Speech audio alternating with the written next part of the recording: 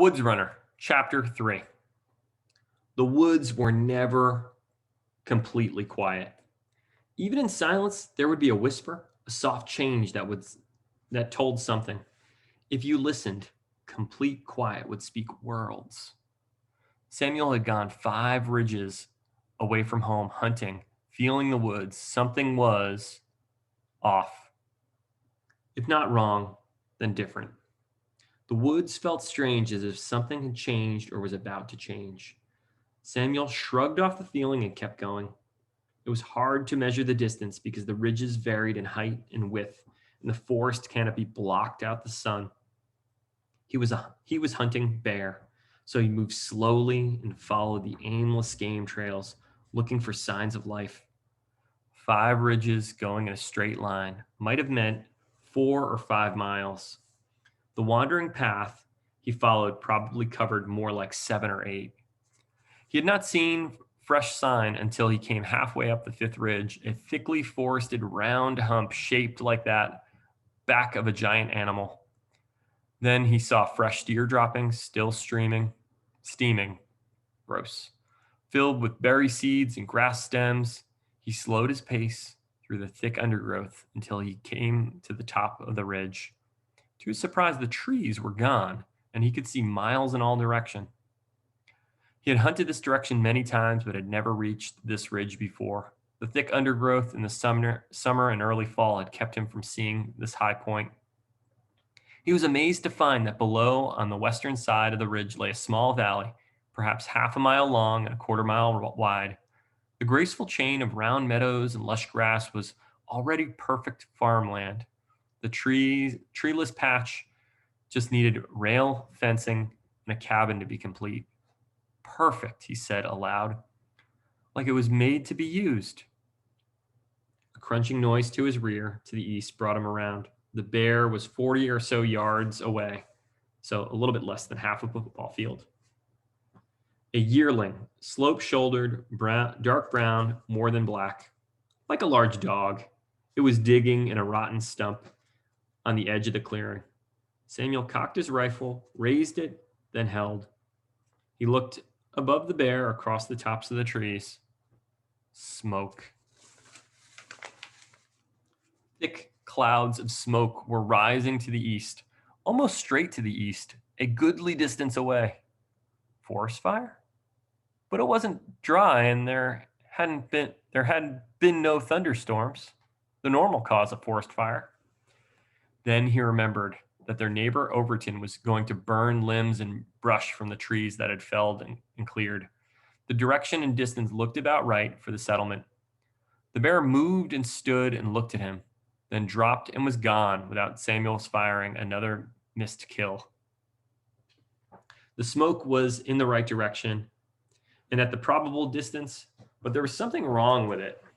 The way there had been something wrong with the feel of the woods today.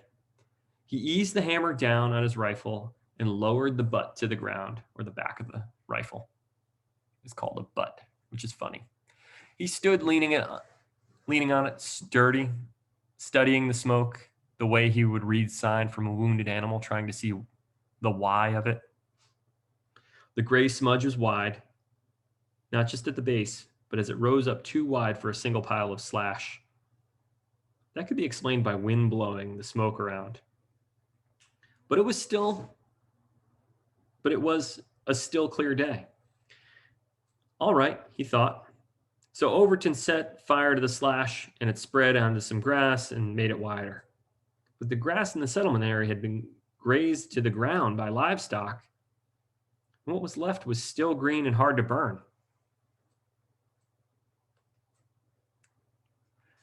And would not make a wide smoke, would not make such a dark, wide smoke that it could be seen from how far? Maybe 8 miles? Smoke that would show the dark and that wide from 8 miles away on a clear, windless day had to be intentional.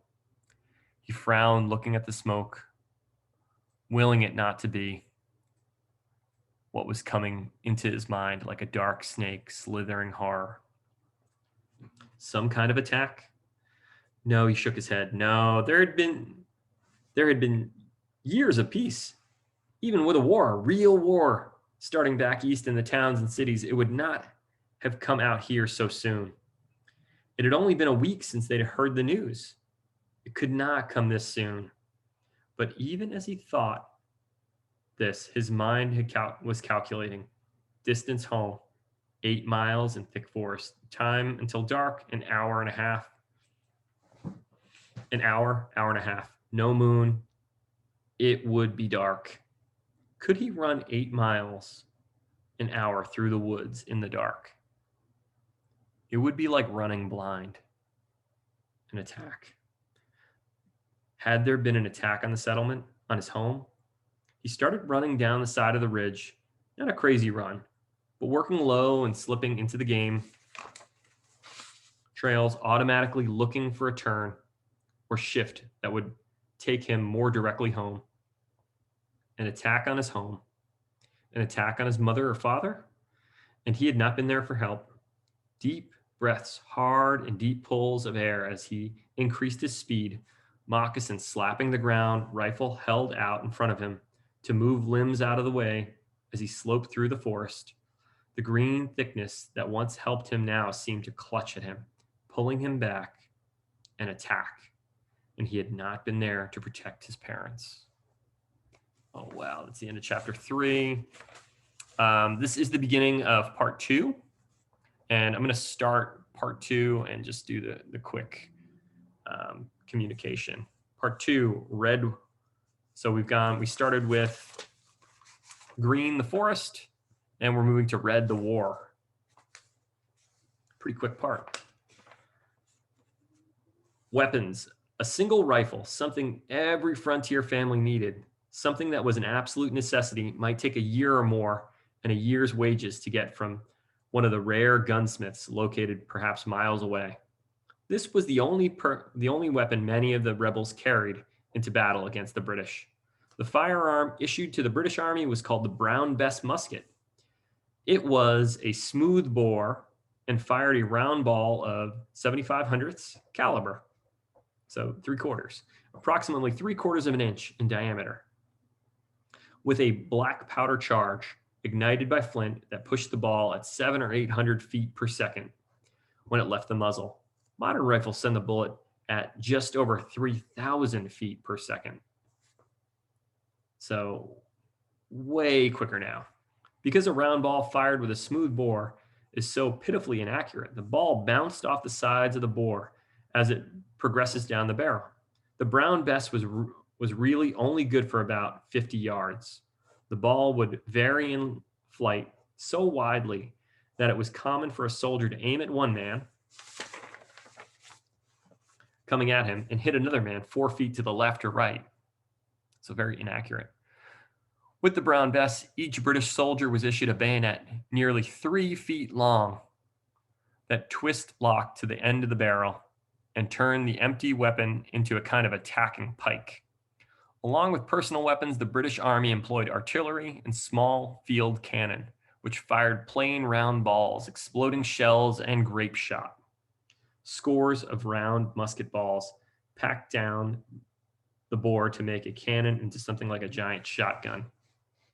Grape shot was so viciously effective against columns of marching men that its destruction would not be duplicated until the use of the rapid-fire machine gun in the First World War. Whole ranks of attacking men could be torn to pieces in a single shot, the musket ball passing through man after man, ripping them apart. Oh my goodness, this is terrible. So we go from the green of the woods to the red of the war. All right, guys, that was chapter 3 and the weapons communication.